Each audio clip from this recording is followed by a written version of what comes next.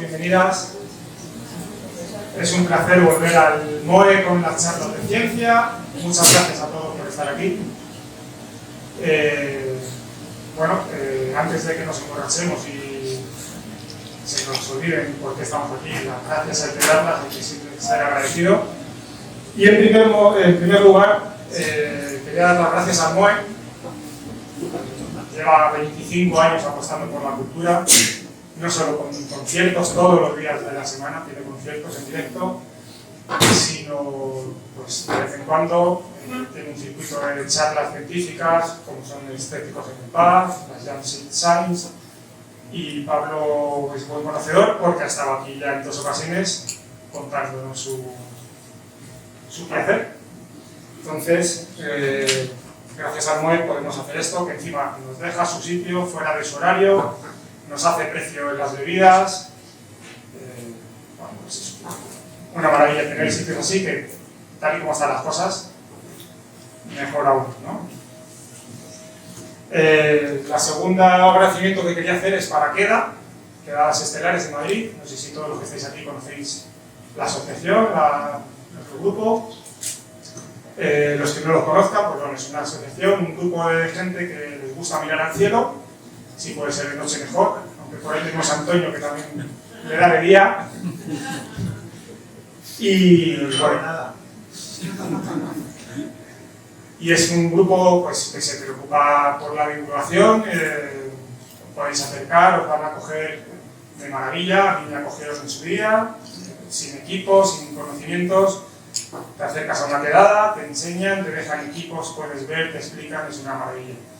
Tenéis información de ellos en info@queda.es y bueno, pues hacen actividades durante todo el año y bienvenidos estáis todos los que os queráis acercar por ahí. Y luego, sin Queda no estaríamos aquí, ninguno de nosotros, ¿no? Y sobre todo, infinitas gracias a Pablo por dejarse guiar. Pues, ¿qué queréis que diga? Pablo es un tío especial, no es como la mayoría de la gente que estáis por el camino, por la calle, el día a día. Pablo es un tío sensible, es una gran persona, es montañero. No sé si hay aquí mucho montañero o no, pero si hay alguien montañero, solo con decir que una persona montañera ya se sabe perfectamente lo que hay que decir. Sí. Uno nunca deja de ser montañero, ¿eh? Eso... Pero el alma está ahí. ¿Qué más quería decir? No quiero que se me olvide nada de lo que tenía que contaros de Pablo. Es un buen resumen, que soy montañero. Yo creo que ya...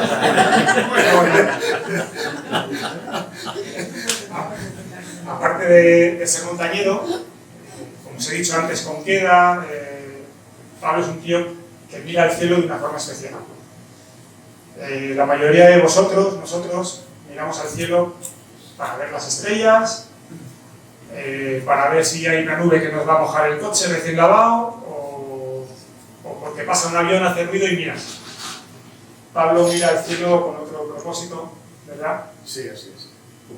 Él es de los pocos que sabemos por qué cantan los pájaros y compartimos una afición. Pablo y yo, si no nos hubiésemos conocido aquí en noviembre de 2017, que nos conocimos sin conocernos, yo vine a verle, sin saber quién era, sin saber de qué hablaba.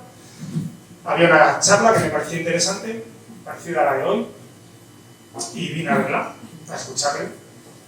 Pero avatares de la vida, si no hubiese venido yo ese día aquí, la vida nos hubiese puesto juntos en los cielos de Segovia, los de la Alcarria o en los bares después de volar. Pablo y yo compartimos la bonita afición del vuelo libre, en la delta y parapente, y yo solo en parapente, y por eso podemos decir que sabemos por qué cantan los pájaros, ¿verdad?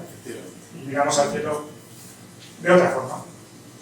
Hay un libro muy bueno de otro gran personaje, premio Príncipe de Asturias, que viene por aquí de vez en cuando a dar charlas, Ignacio Martínez de Mendizábal, codirector de los yacimientos de Atapuerca, y su segundo tercer libro se llama El primate que miraba al cielo porque quería volar. Y bueno, el resumen del libro es que nosotros hemos llegado a lo que somos como especie porque hubo un primer primate que quiso volar. Y gracias a ahí pues empezó a desarrollarse en él algo que nos ha llevado hasta hoy. ¿Qué más os digo de Pablo? Tenemos que empezar con el currículum. Pasa que tengo un problema, la maleta donde tengo todos los folios de su currículum no puedo levantarla del suelo. Entonces, bueno, os puedo resumir así muy por encima, que es doctor en física teórica, lleva 26 años estudiando el bosón de Higgs hasta que consiguió dar con él, con su equipo, por supuesto, estas cosas solo no funcionan. 8 años buscando materia oscura, 9 años trabajando en el CERN, no sé cuántos llevas en el CIEMAT. Prefiero no decir. Lo más importante de todo,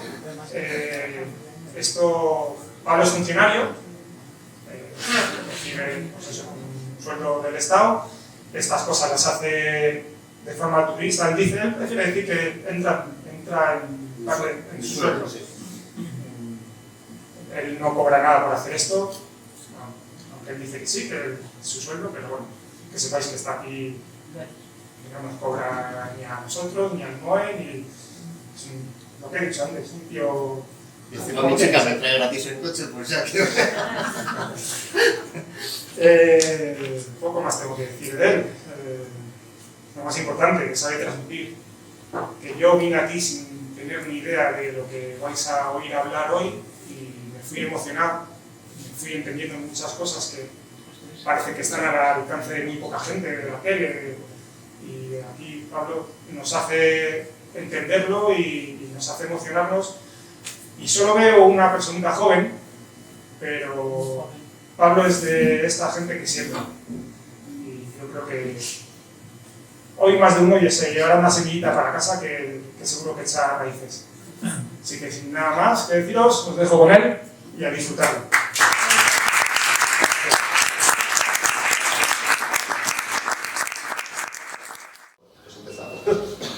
Bueno, ya sabéis que soy Pablo García. Trabajo en el CIEMAT e insisto, divulgar forma parte del trabajo de la gente que hacemos ciencia por cuenta del Estado y del contribuyente, y yo sí considero esto forma parte de mi trabajo, entonces no tengo conciencia para cobrar extra por hacer este tipo de cosas, ¿no?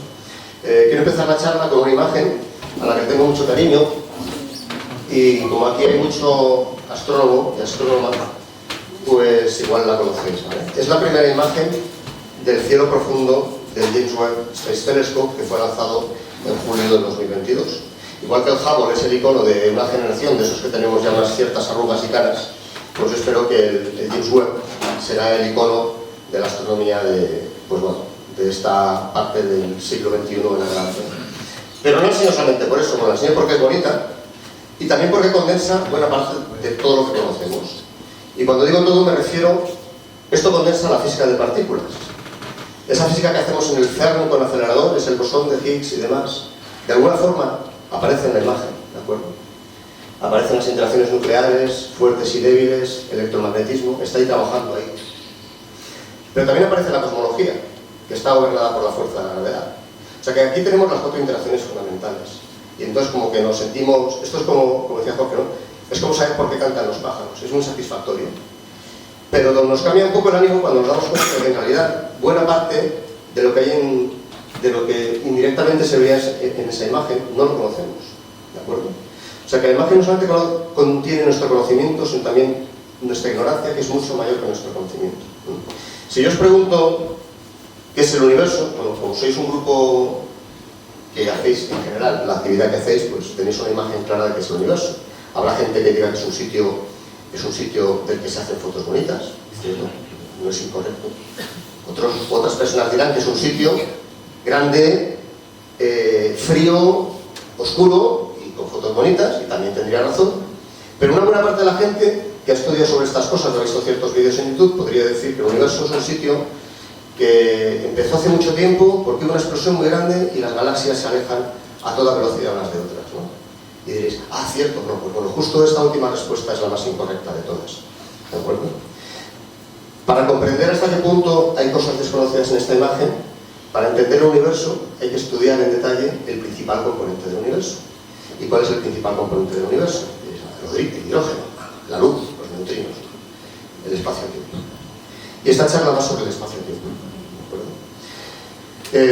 A veces digo espacio a secas, pero siempre hablo del espacio-tiempo porque son un mismo concepto. ¿Por qué es importante? Porque el espacio-tiempo no es un mero concepto matemático que nos vale para fastidiar la vida a la gente de bachillerato que ahora le vamos, ¿de acuerdo? El espacio-tiempo tiene entidad física, tiene propiedades dinámicas, y entender esas propiedades dinámicas del propio espacio y tiempo cuando no tiene nada, es un tema muy complejo de estudio. Y de hecho fue Einstein quien más, digamos, incidió en comprender cómo se comporta el espacio y el tiempo. Esta imagen es muy importante porque estas rayas que veis aquí, azules y verdes, cada raya podemos decir que es una regla básica de medida. Es la distancia que recorre la luz en un cierto intervalo de tiempo. Y es un absoluto. En el universo no hay absolutos, salvo las reglas de medir el espacio y el tiempo. Entonces, esta regla es un absoluto, y cuando el espacio-tiempo está vacío, esa regla tiene una cierta longitud. Y los relojes, estos vértices son relojes, van a un cierto ritmo, ¿de acuerdo? Si yo pongo en una zona del universo o del espacio-tiempo, pongo una cantidad de materia o energía, como aquí en el centro de la imagen, veréis que estas líneas son más estrechitas, y no es por la perspectiva, se han contraído, son más cortas, de modo que la regla de medir distancias es más corta, y además los relojes van más despacio. A esto le llamamos, son deformaciones del espacio-tiempo. El espacio-tiempo se deforma cuando ponemos en él materia y energía, ¿de acuerdo? Pero esto no vale con decirlo así porque sí, como una entelequia, e intentar creérselos, que es un poco como, pues, no sé, creerte las cosas que te dicen en internet, o en Twitter, o en Telecinco, ¿no? Entonces, para entenderlas más profundamente, a mí me gusta explicar, porque creo que tenía que formar parte de la cultura popular, una teoría importante, de la que sabemos el nombre y nada más, que es la relatividad general de Einstein, ¿vale? Esta persona que está aquí perfectamente dibujada por un gran artista, soy yo, este es Einstein. Y aquí está la relatividad general encima de... Mi hija me ha dicho hoy, este monigote, papá, bueno, es un pilar, hija. Raquel, esto es un pilar, porque la relatividad general es uno de los dos pilares de la física fundamental, ¿vale? De nuestro conocimiento fundamental del universo. El otro pilar no lo voy a dibujar hoy, pero es la mecánica cuántica relativista, es la física de partículas, ¿de acuerdo? Bueno, pues Einstein estaba preocupado en entender la gravedad y en particular en entender las propiedades del espacio y del tiempo, ¿no? Y entonces, para comprender cómo funcionaba esto a nivel muy fundamental, se le ocurrió un experimento que vamos a hacer aquí, es un experimento pensado, ¿no? Un thought experiment. Y el experimento es el siguiente, por supuesto tiene que ver con la gravitación. Imaginad que estamos en un planeta, se ve perfectamente el planeta, en una casa, el jardín, y yo estoy dentro de la casa con una manzana. O sea, es que a los físicos nos gustan las manzanas, ¿no? Y cuando yo tengo la manzana, y cuando la suelto, aquí no puede contestar nadie que tenga más de 15 años, cuando suelto la manzana, ¿qué le ocurre a la manzana? ¿Qué le ocurre a la manzana cuando suelto aquí una manzana? Que se cae. Muy bien. Y como se cae hacia abajo, y más técnicamente se cae con un movimiento uniformemente acelerado, ¿de acuerdo? O sea, que ese movimiento está caracterizado por una aceleración g, que es la aceleración de la gravedad, y que medimos en metros por segundo cuadrado, ¿vale? Por ponernos de acuerdo. Bueno, pues dejemos ese problema ahí y vamos a pensar en algo que podría ser o no similar. Ahora estamos en el espacio exterior. Esto que parece un cacharro para reciclar vidrio, en realidad no es una nave espacial. Ahora se verá la nave espacial. Y lo que está aquí no es el sitio de tirar las botellas, es la manzana, ¿no? Entonces, si esta nave espacial está no está en órbita en caída libre, ¿vale? Está en un sitio del universo donde no hay nada cerca. Está allí, ingrávido. Y yo suelto la manzana, ¿qué le ocurre a la manzana? Se queda flotando. Flotar no es del todo exacto, ¿no? Porque flotar es una cuestión de hidrodinámica, pero se queda en reposo. Se queda en reposo. Bueno, pues en ese momento, el ordenador de a bordo de la nave enciende los propulsores, estos propulsores que veis aquí, e imprime una aceleración g en un cierto sentido. ¿Qué le ocurre a la manzana que no está en contacto con las paredes? Vemos que la manzana va hacia la base del cohete con una aceleración en metros por segundo cuadrado, ¿vale? Bueno, pues esto, de alguna forma, es la base conceptual de la relatividad general. Así que ya podéis decir que sabéis la relatividad general, ¿vale? Que consiste en decir que ambos escenarios son indistinguibles para un observador. Tú, si haces este experimento y tu casa no tiene ventana, no puedes saber si estás en un campo gravitatorio producido por un planeta o si estás en un sistema que se mueve con un movimiento rectilíneo uniformemente acelerado. Y esto tiene grandes implicaciones para toda la física y para nuestra comprensión del universo. Aquí es cuando la gente normalmente grita y se echa la mano a la cabeza, o no, y yo, porque me trago el bafle también, digo, o no. Es la única fórmula que pongo, ¿vale? ¿Quién no conoce la fórmula E igual a mc cuadrado? Todo el mundo lo dice. Pues esto es algo parecido, pero en vez de para la relatividad especial, para la general. Y os voy a explicar lo que quiere decir. Pues quiere decir precisamente lo que acabo de poner con dibujos y decir en un lenguaje intuitivo. Y es que una situación física en la que intervienen las masas de las cosas, la masa de la manzana, la masa del planeta, el radio del planeta, es un problema dinámico de fuerzas, ¿de acuerdo? Es lo que nos recuerda la ley de Newton y la gravedad de estas cosas. Que sea indistinguible de un problema que es cinemático, donde no entra para nada la masa del cohete, no entra para nada la masa de la manzana, solamente está la aceleración per se. ¿Y la aceleración qué es? Una aceleración son, bueno, quien haya estudiado estas matemáticas, y si no, no importa, la aceleración son derivadas del espacio respecto al tiempo, es decir, solo entran las coordenadas del tiempo, solo entra el espacio y el tiempo. Entonces, eso está condensado en esta expresión de aquí. G, bueno, T es un objeto matemático que describe la distribución de materia y energía que hay en un lugar concreto del universo. Materia y energía, pero no simplemente estática, sino cómo se mueve. Si hay flujos de materia, si hay flujos de energía, si hay presión, si hay gradientes, todo eso está en un aparato que no sabemos lo que es, pero le llamamos T. Y me gusta poner el mu porque son unos índices que van desde 0 hasta 3, las 4 dimensiones del espacio. X, Y, Z, T. Entonces, estamos hablando de una cosa de 4 dimensiones que contiene esta información. ¿Y G qué es? G son esas derivadas o variaciones del espacio y del tiempo. También es un objeto matemático en 4 dimensiones que tiene la información de cómo es el espacio y el tiempo. Claro, un espacio y un tiempo completamente vacío seguramente es perfectamente uniforme. Todas esas reglas de medir que teníamos en la primera imagen son exactamente rectangulares iguales, pero en cuanto que tenemos materia y energía, esa materia y energía están cambiando la estructura de este otro objeto, ¿vale?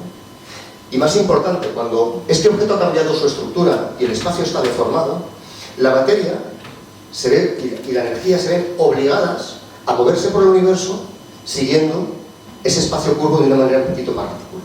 Es lo que vamos a ver el resto de la charla. Una cosa muy importante, es curioso porque me duele el hombro cuando duermo y no sabía que dolía cuando sujetas un micrófono, porque como no lo hago todos los días, me duele muchísimo. Esto fue un 6 más que había allí en Alcobendas, una mala postura. Hay quien se ríe porque sabe lo que estoy hablando. Esto que hay aquí son los números comunes y corrientes, ¿vale? El número 8, pi, la constante de Newton, que es G, una cosa muy pequeña, y debajo está la velocidad de la luz a la cuarta, ¿vale? Aparte de cambiar las unidades de materia y energía a geometría, nos da una magnitud. Yo esto lo puedo hacer con lápiz y papel, sin saber mucha física, y el número que me sale es 10 elevado a menos 43. ¿Qué quiere decir? Que es un número infinitamente pequeño. Infinitamente pequeño. De modo que, para que yo tenga una deformación apreciable del espacio-tiempo, tengo que tener una cantidad ingente de materia y energía. O bien una cantidad ingente de materia y energía, o bien una cantidad ingente de materia y energía que se mueve a velocidades próximas a la de la luz, ¿de acuerdo? De modo que este tipo de formaciones requieren grandes cantidades de materia y de energía.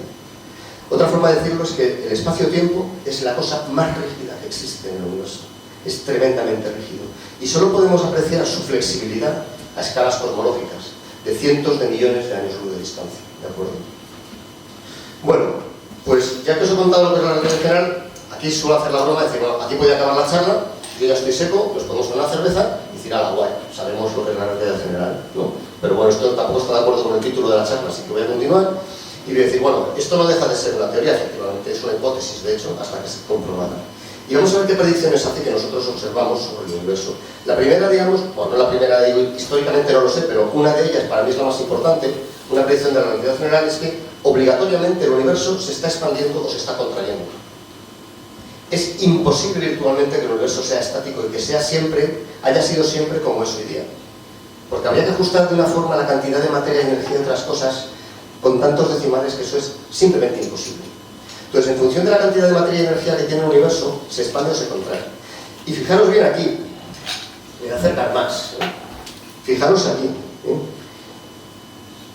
No es que las cosas que hay se desplacen para acercarse o alejarse, es que el espacio-tiempo aumenta de tamaño o disminuye de tamaño. Las cosas que están en el universo están normalmente quietas, bastante quietas, ¿eh? Salvo detalles. Si se acercan o se alejan es porque el espacio intermedio o aumenta de tamaño o disminuye de tamaño. Y esta es la primera cosa que te rompe la cabeza cuando intentas entender, cuando decimos que el universo se está expandiendo, ¿vale?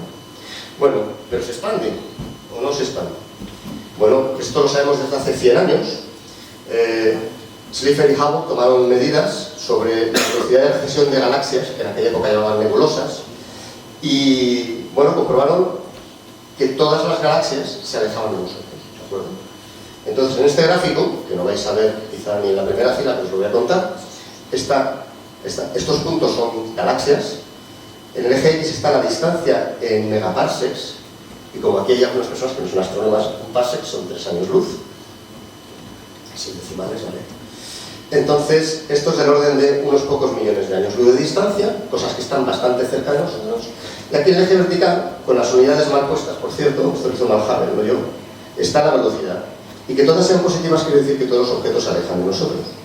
Esto solo tiene una interpretación posible, y es que el espacio intermedio entre las galaxias está aumentando de tamaño. Porque si no, tendríamos que decir que todo se aleja de nosotros porque estamos en un sitio privilegiado del universo, y eso no tiene ningún sentido. Además, si todo se aleja de este punto, ¿por qué nosotros nos hemos quedado en este punto y no nos alejamos? Es un sinsentido.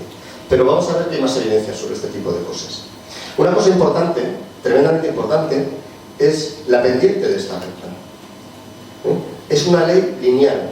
Quiere decir que algo que estaba a cierta distancia se aleja a 1 megaparsec a 70 km por segundo, a 2 megaparsecs a 140 km por segundo. Este parámetro históricamente conocido como la constante de Hubble, hoy día le llamamos parámetro de Hubble porque no es una constante, y vale aproximadamente este número.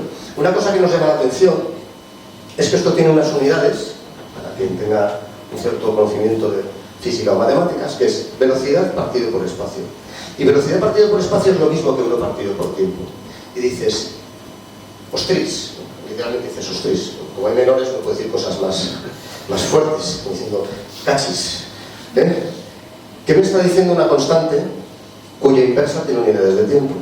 Me está diciendo cuánto tiempo ha pasado desde que el universo tenía virtualmente un tamaño cero, de un punto infinitesimal, hasta que tiene el tamaño que tiene hoy día. Y ese tiempo es la edad del universo, y 1 partido por H0 es 14.000 millones de años. Esta es la primera cosa que aprendemos. Es la primera medida precisa de la edad del universo, 14.000 millones de años. Hoy día esto está medido con otros experimentos con muchísima mayor precisión, y este número lo conocemos, ¿con qué precisión imagináis? Con un 10%, con un 1%, mejor que el 1 por 1000. Sabemos nuestra edad, ¿no? O sea, yo dentro de una semana voy a cumplir 13.750 millones de años y 58, ¿vale? O sea, que sé perfectamente qué edad tengo, ¿eh? Bueno, pero puedes decirme, ¿esto ha sido siempre así? Porque claro, a lo mejor el universo ya era grande, es mucho más viejo y de repente ha empezado a expandirse, o no, o antes se contrajo. ¿Cómo lo sabes? Pues lo hacemos repitiendo las observaciones de Slipher y Hubble, pero a distancias mucho mayores. Fijaos que el gráfico de antes llegaba hasta 2 megaparsecs y este llega hasta 10.000 megaparsecs. El gráfico de antes ni siquiera se ve. Y vemos que más o menos, aquí en el eje vertical, aunque pone redshift, desplazamiento al rojo, que para los astrónomos y astrónomas es algo que tiene mucho sentido, pero no para el viandante, pues lo pongo aquí, velocidad de recesión, ¿de acuerdo? Unas ciertas unidades. Entonces veo que esta proporcionalidad más o menos se mantiene. Con un detalle. ¿Cuál es el detalle? Que las cosas que están tremendamente lejos, cuando yo las observo, son tremendamente antiguas. Porque la velocidad de la luz, que nos parece enorme, es irrisoria a escalas astrofísicas y cosmológicas, ¿de acuerdo? Entonces, cuando yo una fotografía de la galaxia de Andrómeda, que la puedes ver con unos prismáticos, mirando ahí al sur de Casiopea, hacia abajo, y la ves así, dices, Araguay, bueno, está a 2,5 millones de años luz de distancia. Entonces la estamos viendo como era hace 2,5 millones de años. Entonces, cuanto más lejos miro, más antiguas son las cosas. Así que si hago una medida con objetos que están tremendamente lejos, estoy observando cómo era el universo en el pasado. Esto luego con un tipo especial de objetos que son las supernovas de tipo 1A, que llamamos candelas estándar, y lo primero que veo es que aquí en el pasado del universo, esto no sigue la relación lineal, sino que decae un poquito. Quiere decir que la pendiente era menor, o sea, que en aquella época el universo se expandía más despacio. Y en la relatividad general entendemos por qué antes se expandía más despacio y ahora se expande más rápido. Hace aproximadamente unos 5, 6, 7 mil millones de años, el universo cambió de ritmo y empezó a acelerarse. Y luego os voy a contar por qué. Entonces, por este descubrimiento de que no solamente el universo se expande, sino que lo hace de forma acelerada, recibieron el premio Nobel de Física en 2011, Perlmutter, Schmidt y Ries, que hicieron estas medidas del universo. ¿De acuerdo? Bueno, con medidas, no solamente con esta, debo decir, pero se ve que yo no toca en ningún grupo de rock, ¿verdad? Me recuerdo a... ¿Quién recuerda los primeros conciertos de Julio Iglesias? No sé. Eso denota mi edad. Como podéis mirar los jóvenes en la Wikipedia, que es Julio Iglesias.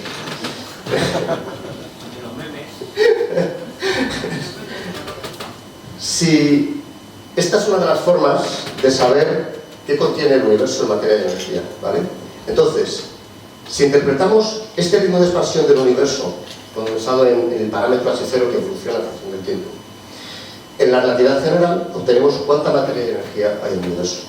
Y es importante porque así podemos hacer predicciones hacia el pasado y también hacia el futuro.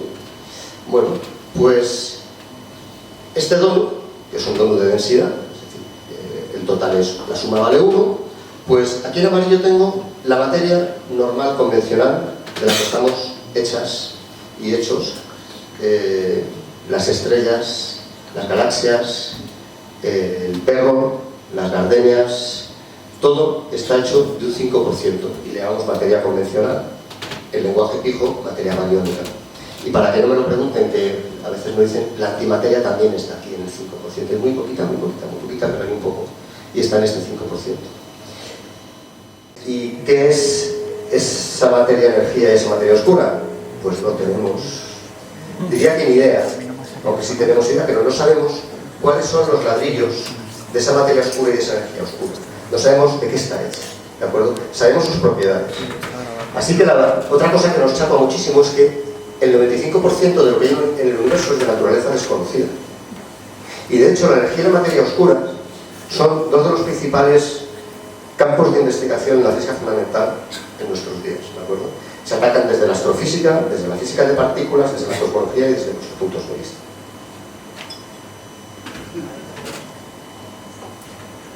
La escalada pasa factura en todas las articulaciones de la vida.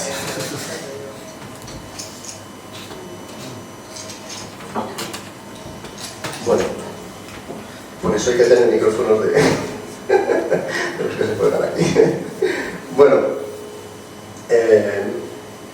otra predicción, luego vuelvo a la materia oscura, ¿vale? Puedes poner el pie ese, Pablo, para no moverte. Es que me muevo tanto, gracias. Igual lo podría poner. A ver si no la digo.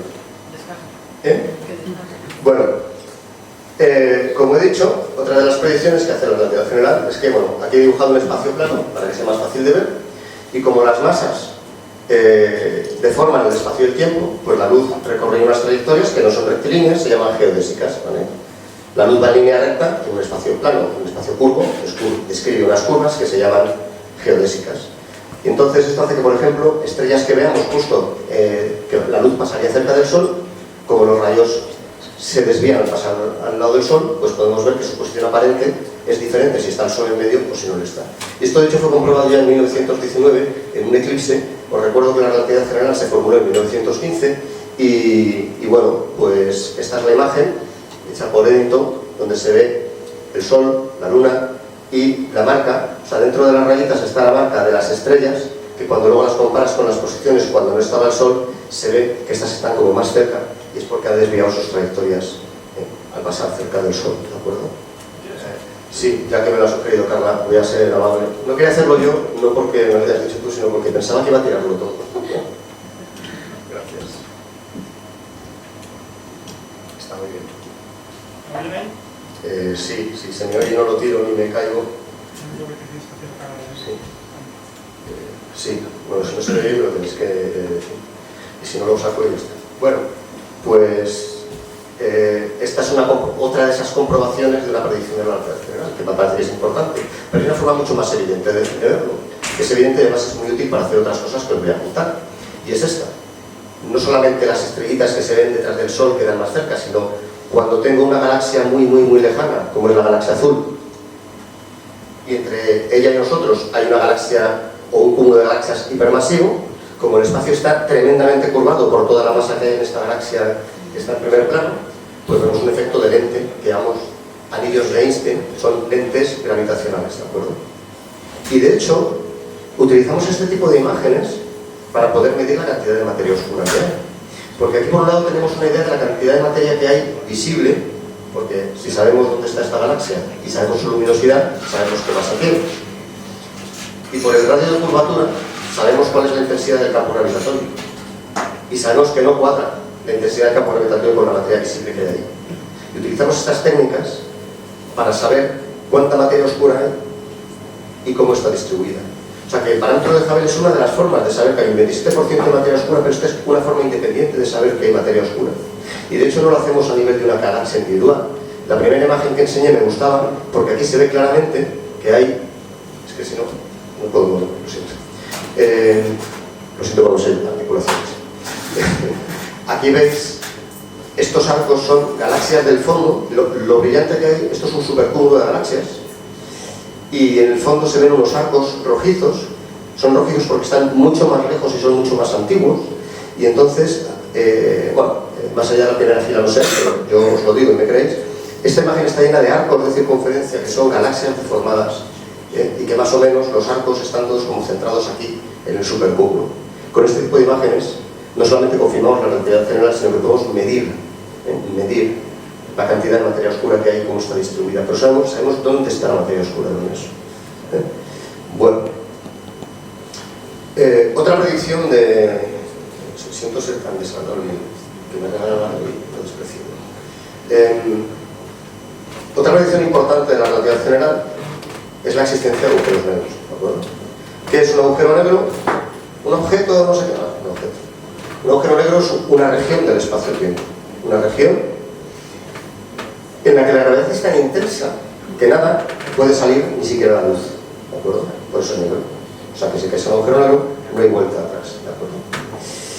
Y aunque la foto es para engañar, porque ahora os diré por qué, los agujeros negros se pueden formar de dos maneras, bueno, o más, pero para los que interesa, digamos que hay dos maneras. Pueden ser de origen estelar o pueden ser de origen cosmológico o primordial, ¿de acuerdo? Digo que os he engañado porque esto es el centro de M87, que es un agujero negro supermasivo galáctico que no tenemos ni idea de cómo se forma. Y que no es ninguno de estos dos, es un tercero, pero la foto queda más guapa. Porque además, como tiene un agujero en medio, pues diréis, el agujero negro. Bueno, el agujero negro no se ve, es mucho más pequeño y no se ve, pero vemos la sombra del agujero negro. ¿De acuerdo? Bueno, ¿cómo se forman los agujeros negros estelares? Es importante. Bueno, esto es el Sol. Bueno, sabéis que es el Sol, ¿no? Pero es la única foto que tenemos buena de una estrella, entonces he puesto el Sol, que por supuesto no va a dar lugar a ninguna supernova, pero me mola poner el Sol. Pues yo lo he visto verde Sol. ¿Cómo? Una broma. Vale. Bueno, pues los agujeros negros estelares se producen por colapso gravitacional de las estrellas, ¿no? Y para quien no esté muy metido en astronomía, las estrellas están en equilibrio, es un equilibrio dinámico, que está al límite de la estabilidad entre, por un lado, la presión gravitatoria por la masa de la estrella que intenta que colapse, y por otro lado está la presión de la radiación de todos los procesos termonucleares que ocurren en la estrella para producir energía, luz, fotones, neutrinos y otras muchas cosas, ¿de acuerdo?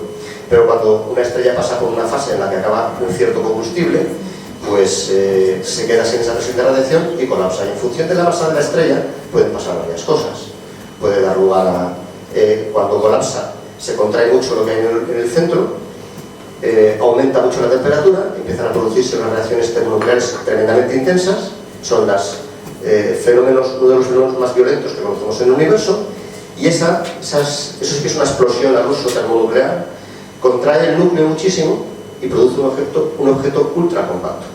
El 90% de la masa de la estrella se expende hacia el exterior, ¿de acuerdo? Y forma estas maravillosas nebulosas que nos gusta ver en un buen internet o con los telescopios, quizás. Esto es una imagen del remanente de una supernova que se llama así, tiene un nombre muy poético y seductor, SN1E01, es como R2D2, pero en científico. Pero bueno, está en la nube pequeña de Magallanes y aquí se ve el punto azul con el objeto compacto que quedó cuando esta estrella, bueno, la estrella que había antes, explotó hace unos 1000 años aproximadamente. En función de la masa, la intensidad puede ser mayor o menor, pues puede quedar una estrella enana blanca, o bien una estrella de neutrones, como es este caso, o bien un agujero negro. O sea que una forma de producir agujeros negros es que estrellas muy masivas colapsen en un momento dado y produzcan una explosión supernova. Bueno, si esto hay a quien le puede parecer exótico, más exótico es cómo se producen los agujeros negros primordiales del origen cosmológico. Los agujeros negros estelares son una realidad, los primordiales son una hipótesis. Se pudieron formar en los orígenes del universo antes de que el universo tuviera un segundo de vida. No olvidéis que estamos hablando de que tiene una vida de 14.000 millones de años, ¿de acuerdo? Entonces, antes de que tuviera un segundo de vida, a partir de las fluctuaciones cuánticas de la sopa primordial. Y me gusta decir estas frases y callarme un rato porque digo, o sea, decirme que no flipáis. O sea, esto es un poco como cuando yo veo a Rocco y María me dice, Pablo, métete con cuerda en el 7D. Y me quedo con la misma cara de atontado cuando te dicen que los agujeros negros se forman a partir de fluctuaciones cuánticas de la sopa primordial, diciendo, no sé de quién estás hablando, ¿no? Bueno, de lo que estoy hablando es que si el universo ha estado expandiéndose y yo, que tenemos una cosa aquí dentro del hueso que nos permite imaginar y nos permite hacer experimentos como dar marcha atrás al reloj del tiempo del universo, pues vamos a hacerlo. Entonces, si el universo se ha estado expandiendo, hubo una época en la que estaba muy contraído. E insisto, no porque las cosas estuvieran más cerca por haberse movido, sino porque esas reglas de medir eran muy cortitas. Tan cortitas que algo que hoy día puede medir cientos de millones de años luz, esos cientos de millones de años luz, bueno, siguen midiendo cientos de millones de años luz, pero hoy día es el diámetro de un supercúmulo de galaxias, y en esos tiempos era a lo mejor el diámetro de un protón. Es difícil entender que es el mismo número con sus unidades, pero sin embargo que la regla era mucho más cortita.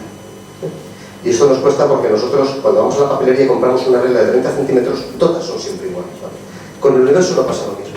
Entonces había una época muy origen del universo donde toda la materia y toda la energía, incluida la materia oscura y la energía oscura, todo estaba en una escala de distancias tremendamente pequeña. No quiero decir que estaba en un punto, porque el universo puede ser infinito y podría ser un infinito de puntos. Pero digamos que si yo me concentro en un cierto volumen, la densidad de energía y de materia de ese volumen aumenta exponencialmente. Y termina alcanzando unas temperaturas brutales, ¿vale? Hoy día el universo está tremendamente frío, su temperatura es más o menos 2,7 grados sobre el cero absoluto. Pero en la época de la que yo hablo, el universo tenía 10 elevado a 32 grados, 10 elevado a 32 Kelvin. Es una cosa inimaginable. Ahí no había átomos, no había moléculas, no había partículas al uso, Había pues, unos campos, que es lo que da lugar luego a las partículas, que tienen una gran densidad de energía. Esas densidades de energía sabemos, porque lo hemos medido, y eso es otra charla aparte, otra hora, es extremadamente uniforme. La temperatura del universo, al principio del universo, es uniforme en 10 partes por millón. No hay diferencias térmicas, no es como en la Tierra, que hay borrascas y hay anticiclones. Tremendamente uniforme. Entonces, si fuese perfectamente uniforme, no habría agujeros negros primordiales. Pero ahí, por algo que no voy a explicar, pero que son pequeñas fluctuaciones por la propia naturaleza de esos campos que dan lugar a las partículas, que son los campos cuánticos, que fluctúan. Cuando fluctúan para abajo disminuye un poquito la temperatura y no pasa nada, pero cuando fluctúan hacia arriba aumenta un poquito la temperatura.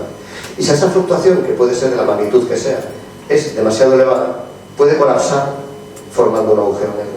Si en un punto muy pequeño aumenta mucho la temperatura, muy rápidamente, eso colapsa formando un agujero negro. Y esos son los agujeros negros primordiales. Cuando estas fluctuaciones de temperatura son demasiado grandes y en un volumen determinado terminan colapsando para dar gravitacionalmente para el agujero negro.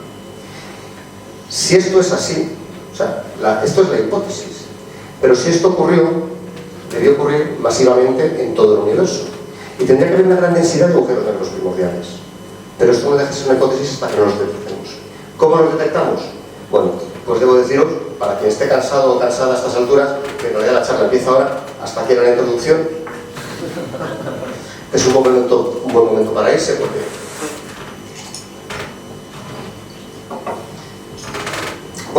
esto hasta aquí es una cosa cerrada, ¿no? Otra predicción de la... Para que, como veo que nadie se va, yo sigo hablando. Otra de las predicciones de la relatividad general de Einstein, más que una predicción es un cálculo, cuando tú tienes un campo gravitatorio, una deformación del espacio-tiempo, pues si tú tienes unas masas que van, por ejemplo, orbitando a gran velocidad y son unas masas muy elevadas, pueden ser agujeros negros, esa deformación del espacio-tiempo es dinámica. Es decir, no quiere decir que se forme una deformación como la que hay alrededor del Sol, por ejemplo, sino que se formen ondas, ¿vale? Entonces, las masas que orbitan en el universo, de agujeros negros o estrellas de neutrones o de lo que sea, emiten como un cuadrupolo. Igual que cuando tienes unos electrones en una antena de la radio del coche, en la antena del coche, pues eso emite como un dipolo, pues la gravedad es un poquito diferente y emite como un cuadrupolo. Entonces, esas ondas cuadrupolares del campo gravitatorio son las ondas gravitacionales, ¿vale? Pero es una deformación del espacio-tiempo. O sea, que yo estoy deformando el espacio-tiempo aquí, y esa deformación se propaga a la velocidad de la luz, y esas son estas ondas gravitacionales, ¿vale? Y decís, otra vez dejo aquí el 10 a la menos 43 para que veáis que para que yo tenga un efecto apreciable en la estructura del espacio-tiempo, tengo que tener unas masas bestiales moviéndose a velocidades próximas a las de la luz, ¿de acuerdo? Estos son las ondas gravitacionales. Y no solamente se producen en este caso, pero este es el más sencillo y es el que queremos estudiar. Lo que voy a enseñar ahora, primero lo explico y luego pongo el vídeo, no es un vídeo tipo... No, perdón, voy a poner al día. No es un vídeo rollo TikTok o en plan TikTok, sino que es una simulación numérica de relatividad general de la fusión de dos agujeros negros, ¿vale? O sea que lo que hay aquí es lo que predice la relatividad general. Entonces vamos a ver, estos dos agujeros negros están orbitando, pierden energía, si no la órbita sería una órbita estable, pierden energía en forma de ondas gravitacionales, y acá abajo vamos viendo, se va a ir poniendo de otro color, es la frecuencia y la amplitud de las ondas gravitacionales que se van emitiendo por esta colisión de agujeros negros. Entonces, si yo le doy aquí, bueno, aquí veis el tiempo, esto es 5 décimas de segundo antes, esto es súper rápido.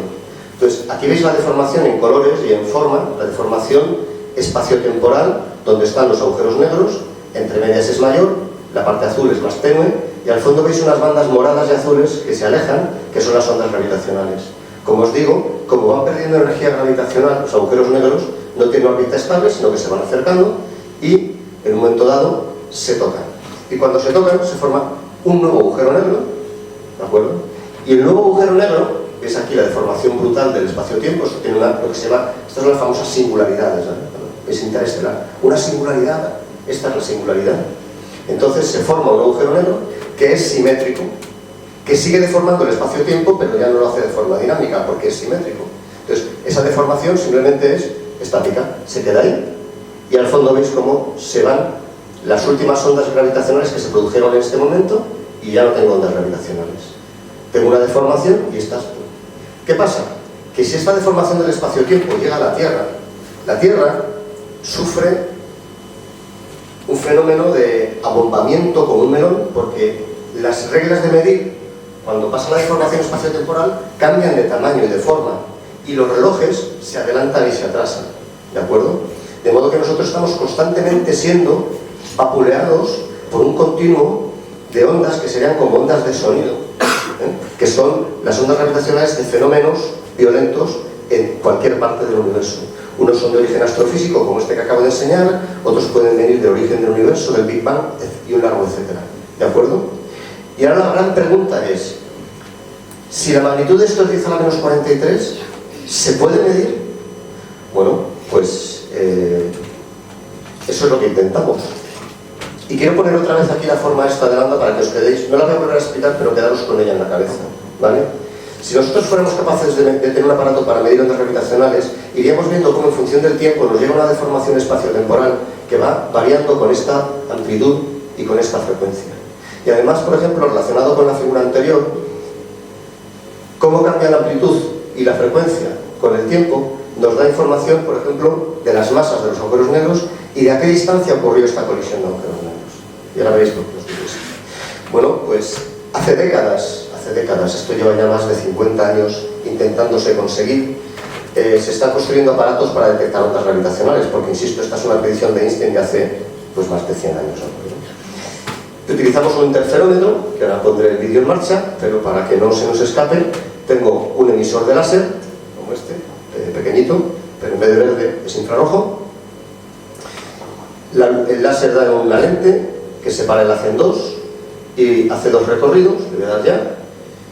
Estos recorridos tienen que ser idénticos, rebota, vuelvo a recoger la luz y la proyecto sobre una pantalla, un detector. Si la distancia recorrida por la luz en ambos segmentos es idéntica, como el láser es un haz de luz coherente, pues ¿qué pasa? Que se produce una interferencia destructiva y en mi detector yo no veo nada, ¿de acuerdo? De modo que en una situación, digamos, normal, con esto perfectamente calibrado, pues la interferencia es destructiva, la azul y la amarilla se cancelan y no se ve nada. Pero si hay cualquier cosa que haga que esta longitud varíe de un brazo respecto a otro levemente, veis que está cambiando el patrón de interferencia. Y eso cambia, eso va cambiando, si se debe a una onda gravitacional, va cambiando con la amplitud y la frecuencia de la onda gravitacional, ¿de acuerdo? Y entonces en nuestro detector vamos a ver esto, que es lo que nosotros medimos. Por supuesto, cualquier tipo de ruido del entorno va a producir estos cambios de longitud de los brazos. Movimientos sísmicos, rachas de viento, coches que pasen por la autopista, cazadores que persiguen a los ciervos. No son chistes. Estos son problemas que se encuentran, por ejemplo, en Estados Unidos, en las grandes llanuras, cuando están intentando pegar esto. Microterremotos en el Golfo de México, etcétera, etcétera, etcétera. Entonces es importante hacer esto con mucho cuidado. Y algo que va a sorprender. Esto es una imagen de uno de los dos detectores del LIGO. LIGO es Laser Interferometer Gravitational Observatory. Hay dos detectores en Estados Unidos. Uno está en Louisiana, Livingston. Este es el de Hanford, Washington, cerca de Yellowstone. Aquí puedo decirlo, en los institutos de secundaria nadie coge el chiste. Al lado de donde el oso yogi. Se han traído 3 personas. Dentro de 10 años no se reirá nadie. ¿Tú sabes quién es el oso yogi? Por bocazas. Es que las nuevas generaciones vienen muy bien preparadas. Muy bien preparadas. Bueno, pues esto tiene 4 kilómetros, son los brazos de interferómetro, tanto la fuente del láser como la cámara están aquí. Y una pregunta así un poco al aire. Cuando pasa una onda gravitacional característica de una fusión de agujeros negros, ¿cuánto cambia la longitud de este brazo de 4 kilómetros? Chamiten apuestas. ¿Cuánto? Décimas de milímetro. ¿Quién da más? 10 elevado a menos 34. Mira, es la primera persona que hago esta pregunta y que realmente se pasa. Pero bien, porque además no era 44, no era 34, era 43. Pero bien, es la primera persona que da. Bueno, en realidad es 10 a la menos 21. El brazo de 4 kilómetros aumenta el tamaño en la milésima parte del tamaño de un protón. Y diréis, ¿y a mí qué me importa? Y yo lo vuelvo a repetir. Digo, ¿sabéis que el ser humano o las seres humanas, después de, no sé, cuando empezó nuestra era tecnológica hace 10.000 años, dejamos de hacer ciertas cosas y empezamos a pensar un poco, a buscar cómo volaban los pájaros, y en 10.000 años hemos conseguido construir un aparato que es capaz de medir cambios de longitud en 4 kilómetros de la milésima parte del tamaño de un protón? Pues yo, perdón, flipo. Entonces cuando la gente te dice, ¿tú eres teórico o experimental? Dices, yo soy experimental. Dice, ah, bueno, porque no eres Sheldon Glashow, el de Big Bang Theory. Bueno, pues los experimentales hacemos estas cosas. Un poco de orgullo nunca tiene mal. Esta es una foto del espejo, con el interferómetro apagado, porque el láser no va y viene. Es una cavidad fabricado, se acumula el láser, rebota del orden de 1000 veces antes de pasar a la cámara, la potencia son 100 vatios y si tú te pones ahí, pues te fríe. Además es infrarrojo y no se ve, para más simple. Entonces, bueno, esto es simplemente, pues, cuando lo paran para hacer mantenimiento, pues puedes venir aquí y hacer una foto guay como esta, ¿vale? Este es el detector que tenemos en Pisa, en el European Gravitational Observatory, Virgo, en el que el CIEMAT estamos desde 2022. Y aunque digo el CIEMAT, en realidad somos un grupo de muy pocas personas. Carlos, que no está aquí, Miguel, que está ahí, y 2 o 3 colegas más. ¿Sí? ¿Por qué razón el láser es infrarrojo? Sí, la razón es porque el láser es infrarrojo, y es porque tiene que tener una longitud de onda muy pequeña, ¿vale? Porque si tú tienes una longitud de onda... Esto lo estoy improvisando porque no estoy del todo seguro. Primero, es difícil tener láseres de cierta intensidad con una longitud de onda muy pequeña, de alta frecuencia.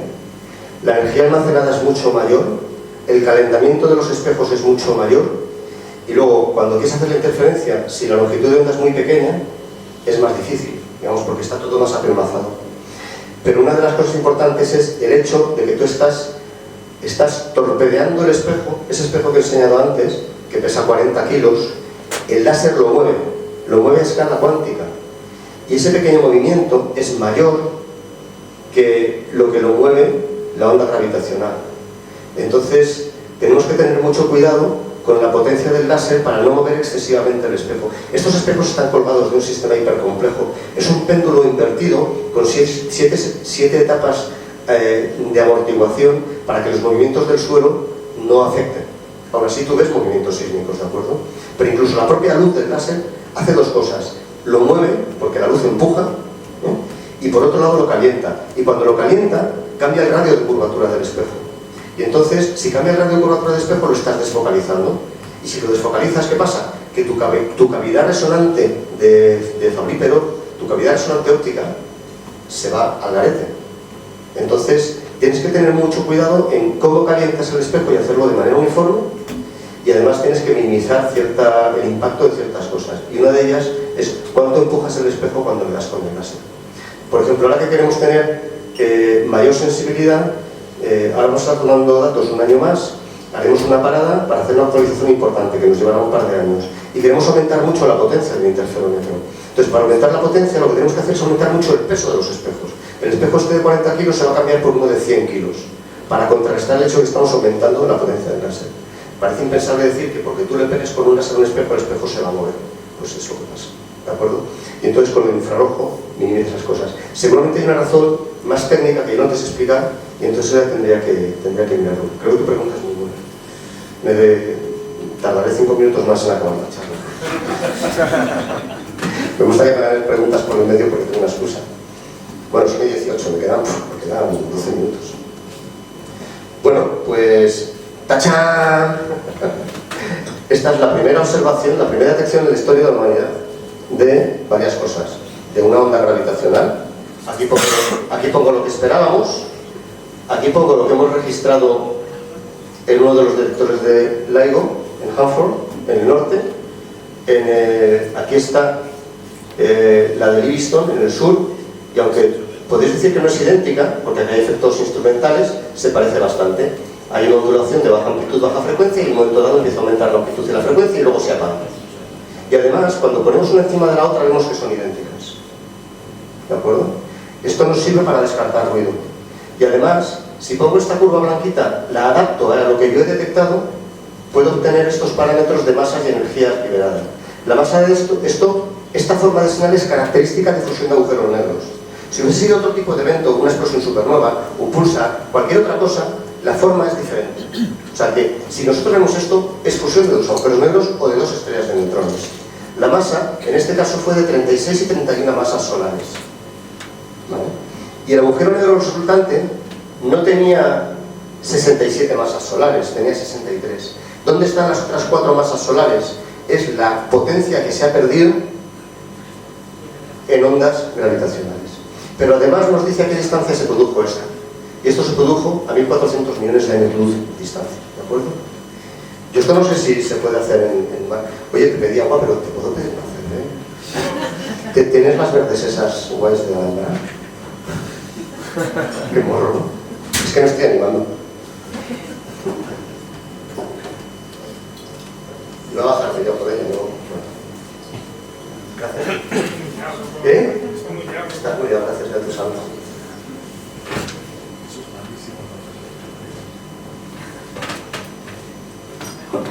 Como hay un menor, te puedo decir algo. Cuando digan que el alcohol es malo, es malo. Lo que es malo es hacer las cosas sin cabeza, ¿de acuerdo? Todo en la medida justa. Porque no te puedo decir que beber alcohol es malo cuando me estoy tomando una cerveza. Sería hipócrita y falso por mi parte. Todos sabemos que los hijos a sus padres no nos hacen ni puñetero caso. Empezando por mí. Bueno, aquí no había Virgo, porque Virgo en aquella época no tenía la sensibilidad suficiente, no había empezado a funcionar. Solo había 2 detectores, que son como 2 orejas, y la capacidad de apuntar no es muy elevada, pero tenemos una cierta capacidad para decir de dónde vienen las ondas gravitacionales, porque están orientados de forma diferente. Y bueno, más o menos sabíamos que venían de una cierta zona del firmamento, suficiente para ver que no había una emisión electromagnética y que realmente eran 2 agujeros negros y no era otra cosa, ¿de acuerdo? Bueno, pues por esta observación, 2 años más tarde, Weiss, Baris y Thorne recibieron el premio Nobel. Este señor Thorne es muy conocido porque es el asesor científico de los guionistas de la película Interestelar. Al fin y al cabo, pues, el cine da más fama que la ciencia.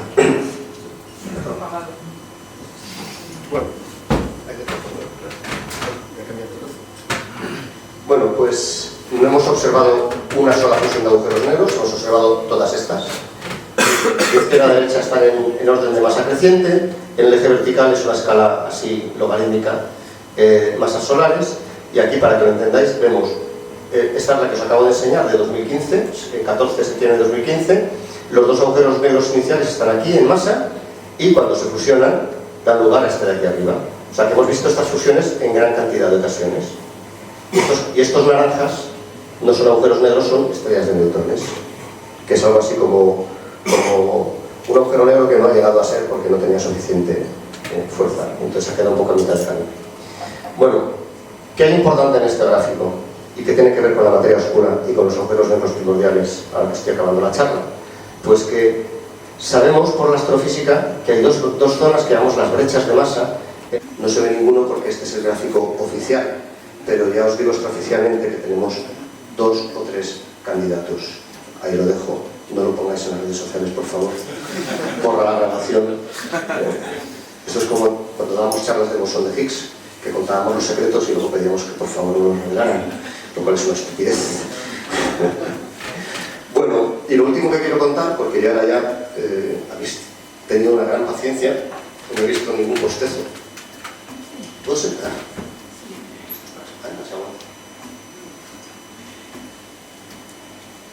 Bueno, también hemos observado fusión de estrellas de neutrones.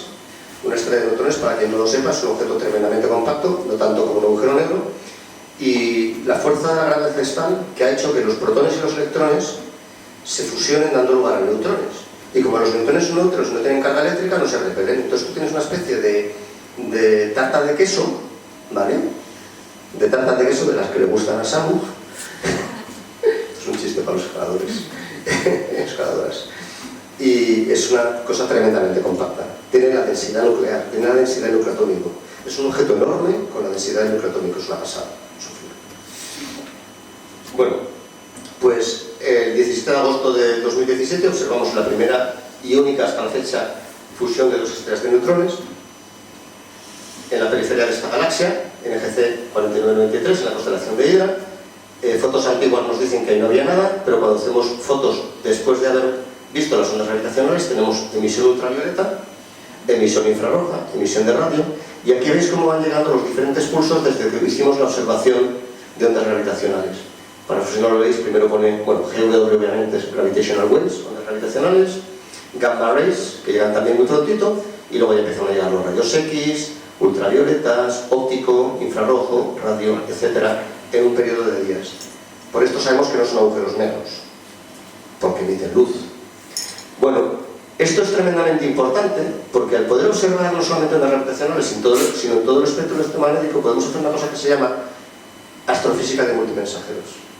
¿Y qué aprendéis ahí? Pues aprendemos varias cosas. Por ejemplo, fijaros aquí arriba, Cuando comparamos el tiempo de llegada de la onda gravitacional y de los rayos gamma, que son los primeros en llegar del espectro, hay una diferencia, que lo he puesto como un cuadradito, de 2 segundos, de una cosa que está a 130 millones de años luz. Si el retraso es de 2 segundos en 130 millones de años luz, quiere decir que la velocidad de las ondas gravitacionales difieren de la velocidad de la luz en una parte en 10 elevado a 15. Es decir, que la velocidad de las ondas gravitacionales, hasta el decimal 15, es la velocidad de la luz. Es la primera medida, solo con una observación, es la primera medida directa de la velocidad de las ondas gravitacionales, con una precisión sin precedentes. Muy pocas cosas tenemos medidas, ni siquiera en física de partículas, del CERN, con los aceleradores, no tenemos medidas tan precisas como esta. Esto es astonishing, ¿no? Esto es demoledor. Si me fijo en la parte de abajo del espectro, pues viendo todas estas líneas espectrales y haciendo espectroscopía, que es lo más que se mueve en el mundo de la astronomía, estas cosas les suenan bastante, y al que no, da igual porque se lo estoy contando, haciendo espectrometría de estas cosas, podemos ver qué tipo de elementos químicos se forman cuando hay este tipo de fusión de estrellas de neutrones. Y esto, quien no haya sufrido la tabla periódica, que levante la mano, es esa cosa horrorosa, que también... Esto era antes de la EBAU, esto era cuando había selectividad, y entonces había gente que todavía pensaba que era aprenderse esto de memoria. Pero por favor, salió una app. El hidrógeno, el helio, un poco de litio y berilio son primordiales desde el principio del universo. El resto de los elementos en azulito y demás se forman por fusión en las estrellas, ¿vale? En los procesos de fusión que hace que nos pongamos morenitos en verano, morenitas, ese tipo de cosas, ¿no? Que podamos vivir en la Tierra y demás, ¿no? Y esto más o menos, pues hasta el hierro en principio, pero hay otros procesos que producen elementos un poquito más pesados, ¿no? Pues aquí está el rubidio, kriptonita y tal.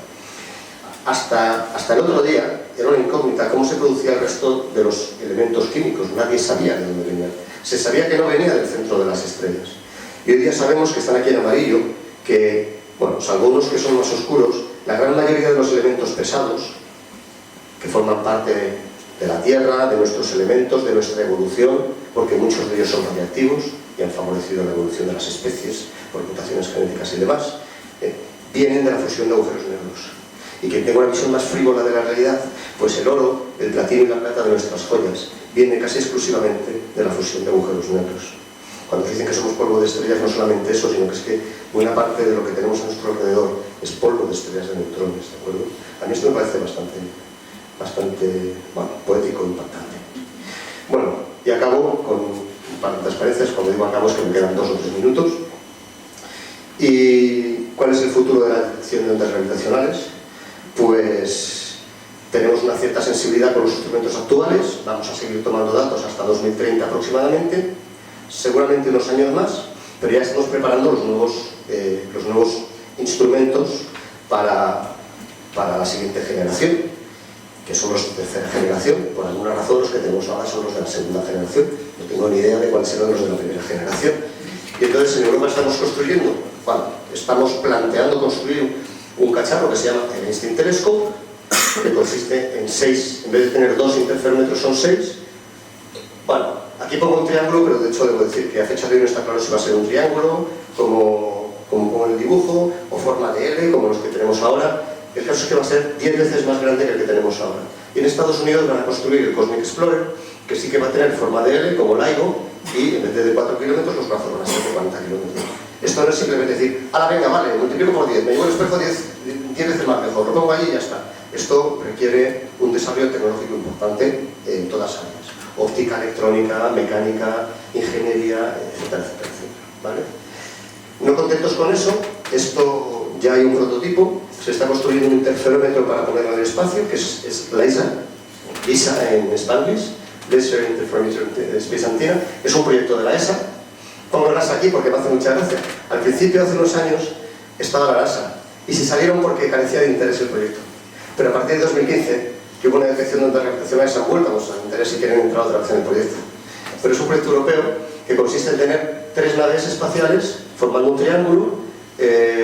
Los lados del triángulo son de 5 millones de kilómetros y ese triángulo ve como una cometa detrás de la Tierra, orbitando el Sol, a unos 50 millones de kilómetros.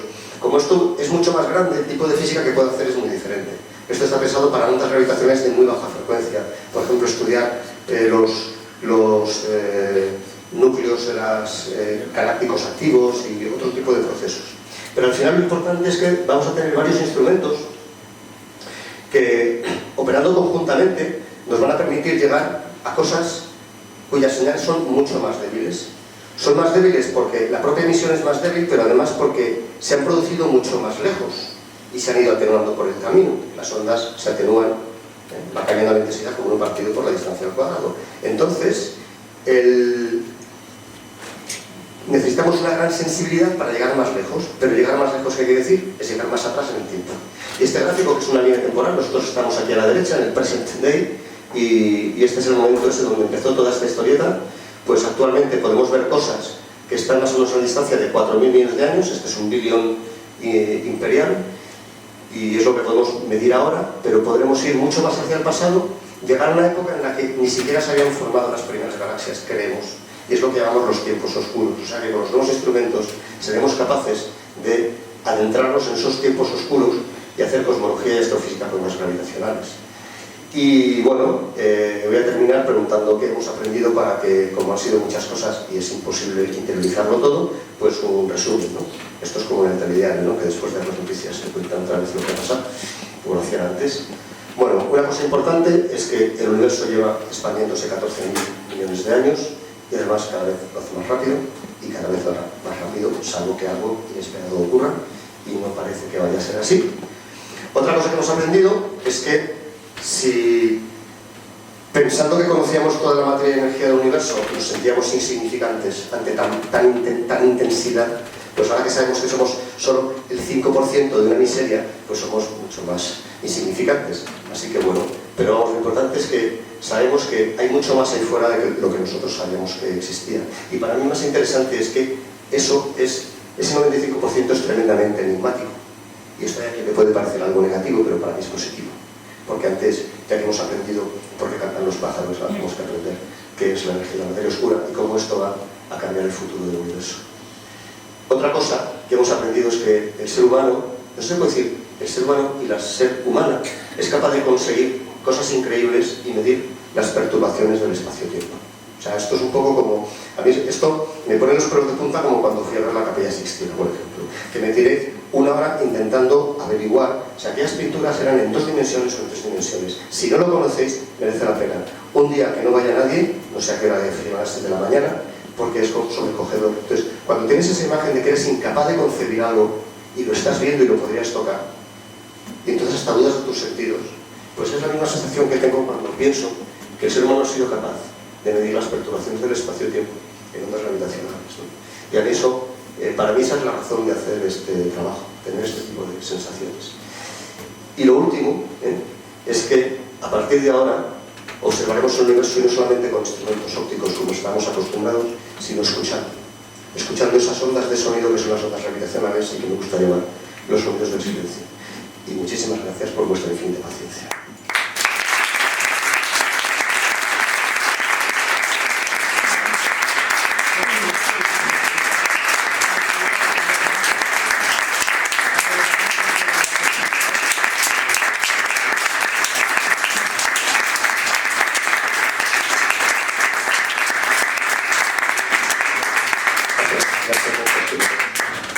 ¿Me agrupáis? ¿Preguntas? Bueno, lo siento, has levantado la mano antes, pero tiene prioridad. En la página esa de materia oscura, como el Sol es una estrella, ¿por qué está hecho 5%? Bueno, aquí yo solo no lo entiendes mucho porque yo no lo he explicado muy bien, ¿vale? Y eso está bien que lo sepáis cuando vais a la charla y no entiendes algo, es porque la persona que está ahí no te lo ha explicado muy bien, o porque no sabe o porque no tiene tiempo. Cuando yo voy a volver a la transparencia para que los de la última fila sepan de lo que estamos hablando, voy a hacerlo rápido porque no voy a contar la animación otra vez. Aquí, estos son promedios a todo el universo, ¿vale? Es decir, si yo pongo un volumen muy grande del universo y cuento los átomos, las moléculas, la luz, las partículas que hay volando, y luego cuento la materia con una energía oscura en promedio, hay estas cantidades. Pero si me fijo en algunos rincones en concreto, eso no es así, ¿vale? Entonces, por ejemplo, en esta habitación, o en el sol, por ejemplo, prácticamente el 100% es materia de este tipo, ¿vale? Cuando di la charla de materia oscura en este mismo club, hace unos años, una joven me dijo, tenemos materia de oscura dentro, y está el vídeo en YouTube. Yo le dije, bueno, es evidente que tú materia oscura no, pero tienes pensamientos oscuros. Y a la joven le hizo mucha gracia porque asintió y dijo, sí, tengo pensamientos oscuros. Lo que quiero decir es que no sabemos qué es la materia oscura. Podrían ser esos agujeros negros primordiales, pero podrían ser otras cosas. Unas partículas como las que nos hacen a nosotros, sabes que tenemos protones y electrones. Podría ser otro tipo de partícula que fuera oscura y que estuviera por aquí flotando. Pero aquí no habría ese 27%, habría muy poquita comparada. ¿Por qué? Porque somos un grupo de materia, somos un grumo, ¿vale? Un pelotón de materia convencional. Entonces, si nos fijamos en ciertas zonas, solo hay materia ordinaria, ¿vale? El Sol solo es materia ordinaria, la Tierra, la Luna, Saturno, el centro de nuestra galaxia. Pero si lo miramos en un volumen más grande, ya hay zonas donde empieza a haber solamente materia oscura. Por ejemplo, en la periferia de nuestra galaxia ya no hay materia hecha de átomos que podamos ver, solo hay materia oscura. La mayor parte de la materia oscura, de hecho, se percibe lejos de las galaxias porque es donde está sola, ¿vale? Entonces, si la materia oscura fueran esos agujeros negros primordiales que te digo que hay, pues aquí no estarían, porque serían chupado, ¿vale?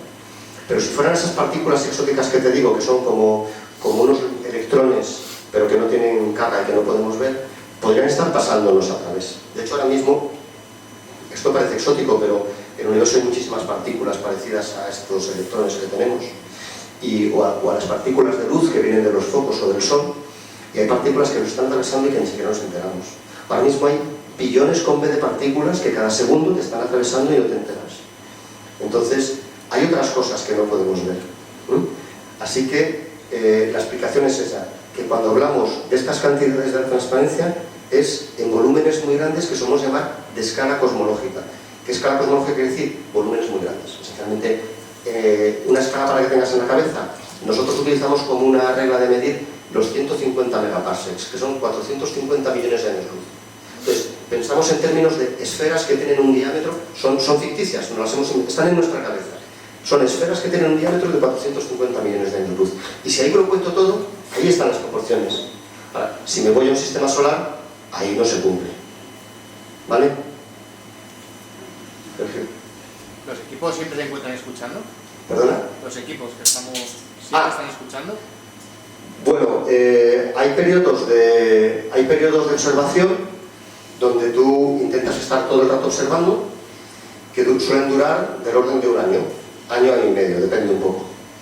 Y luego se paran a posta porque hay que hacer actualizaciones. De hecho, ahora hemos terminado en noviembre el periodo de toma de datos anterior, que es la primera mitad del RAN 4. Un RAN es un periodo de toma de datos. Entonces, tenemos dos mitades porque por alguna razón que os voy a contar ahora, en vez de hacerse uno largo, se han hecho dos más cortos. Entonces hemos acabado la primera mitad, tenemos unos meses de parada y ahora a finales de marzo, primeros de abril, empezamos con el segundo RAN, que es la segunda mitad del RAN 4. Estaremos durante aproximadamente 12 meses tomando datos y se parará durante unos 2 años para prepararnos para el RAN 5. Y ciertamente, incluso mientras estamos tomando datos, hay problemas que hacen que no tomes datos. Pueden ser problemas con la electrónica. Por ejemplo, yo ahora cuando he estado una semana de guardia antes de Navidades, Virgo no funcionaba, pero LIGO sí. Entonces hacemos las guardias remotas y una de las cosas que veíamos es que teníamos señales del observatorio de Hanford en el norte y el de Livingston, ¿no? Entonces llamábamos, pues utilizando algo parecido a Zoom, y llamábamos al operador, un tipo decíamos, oye, no estamos tomando datos, hay un problema. Y decíamos, pues mira, es que estamos teniendo microterremotos. Y entonces llevamos toda la semana que somos incapaces de estabilizar la gravedad. Entonces, ves que a veces funciona, 10 minutos se cae, 10 minutos se cae. Entonces tú tienes que contar con que tengas suerte, cuando hay un problema de ese tipo, tengas suerte que llegue la onda gravitacional justo cuando están funcionando. Pero incluso con un solo detector puedes ver las ondas gravitacionales, lo que es más difícil evitar el ruido, ¿vale? Pero sí, siempre hay, es como cualquier dispositivo tan delicado como este, que incluso cuando estás tomando datos, eso tiene una bueno, tiene unas curvas de funcionamiento y a veces está funcionando, digamos, plano y de vez en cuando se cae y vuelve a entrar. A veces se cae 5 minutos y a veces puede ser una semana. Sí. Respecto a la detección de la fusión de estrellas de neutrones que nos han puesto por ahí con distintos tiempos de llegada, entiendo que la onda gravitacional llega a la velocidad de la luz y las demás retrasadas. Ah, no, sí. Eso, espera, es que no la pregunta porque es una apreciación interesante. Sí.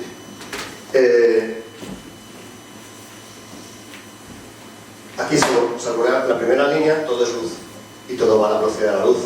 Entonces preguntas, ¿por qué no llega todo a la vez? Y es porque los procesos químicos o físicos que dan lugar a estas cosas tardan un cierto tiempo. Entonces, por ejemplo, tú tienes rayos X y ultravioletas con fenómenos de ionización y excitación en la nube de gas que rodea al evento. Entonces, ahí esos procesos están retrasados, ¿de acuerdo? Y lo mismo, pero no solamente eso, sino que incluso estos fotones que se producen de forma prompt, de forma inmediata, están interaccionando con el medio interestelar. Entonces, eso lo retrasa. Entonces, claro, dices, ¿por qué interacciona? Porque todas estas bandas espectrales tienen procesos físicos muy comunes que cuando les llega luz de esa frecuencia resuenan, que son procesos que pueden ser desde procesos, ya te digo, de ionización, excitación, puede ser atómica, puede ser molecular, pero por ejemplo, los infrarrojos son muy eficientes calentando las cosas, excitando los modos vibracionales, por ejemplo, de ciertas moléculas. Microondas. Microondas no son infrarrojos, pero el mecanismo es similar. Entonces, por eso, todas estas van llegando declaradas y con las ondas de radio pasa lo mismo. No es que tarden más en llegar, sino que tardan más en salir. Quienes estudiéis, por ejemplo, el Sol, sabéis cuánto tiempo en promedio tarda un fotón desde que se produce en el centro del Sol hasta que llega a la superficie del Sol. Puede tardar 1 millón de años, por las interacciones secundarias. Una vez que llega a la superficie del Sol, tarda 8 minutos en llegar a la Tierra. O sea que sí va a viajar a la velocidad de la luz cuando sale de la parte de materia, pero mientras no salga de ese entorno, va a estar rebotando y va a tardar más. Por ejemplo, una cosa, no me lo has preguntado, pero aprovecho para decirlo. Una cosa interesante, similar a esta, es que cuando se produce una supernova, lo primero que llega son los neutrinos, antes que la luz. Y no es porque la luz viaje más rápido que los neutrinos, es porque los neutrinos apenas interaccionan con nada. Pasan la Tierra como si fuera ni siquiera una lámina de papel, ¿vale? Entonces, los neutrinos, en cuanto son producidos, salen disparados y los podemos detectar con los detectores de neutrinos que tenemos en la Tierra. La luz, incluso los rayos gamma, tienen interacciones secundarias con el medio interestelar y tienen un cierto retraso porque tardan en salir. Y según cuál sea la frecuencia, pueden tardar más o tardar menos. Por eso, cuando nosotros queremos detectar supernovas, porque ya parte del experimento gravitacional es de búsqueda de materia oscura en forma de partículas, y esos detectores también valen para detectar neutrinos. Y también tenemos detectores específicos de neutrinos. Y aunque el programa de física es estudiar los neutrinos, sus propiedades per se, que es tremendamente interesante, otra de las cosas que se ha añadido a los programas de física es utilizarlos como una alarma para la detección de supernovas. Porque en esos experimentos puedes tener un pico de flujo de neutrinos y decir supernova. Y además, si sabes de dónde vienen, porque sabes de dónde vienen los neutrinos, o sea, normalmente no interaccionan, pero cuando interaccionan, desde dónde vienen, pues entonces vas a decir a todos los telescopios del mundo, tenemos un sistema de alarmas que incluyen ondas gravitacionales, que cuando tengas una señal de un pico de neutrinos vas a decir neutrinos de ascensión recta, declinación tal, y van a hacer todos así a la Tierra, tanto los que están en la Tierra como los que están en órbita, ¿de acuerdo? Y eso es importante. Y ya que hay mucha persona astrónoma aquí, diré, ¿por qué es tan importante? Porque sabemos que en nuestra galaxia se espera un cierto número de supernovas por century, por siglo, ¿vale? Pero hemos observado muchas menos. Entonces se piensa que a lo mejor muchas de las supernovas que se producen están, digamos, escondidas de alguna forma. Entonces, igual podemos detectar supernovas sin verlas ópticamente y midiendo los flujos de neutrinos, por ejemplo.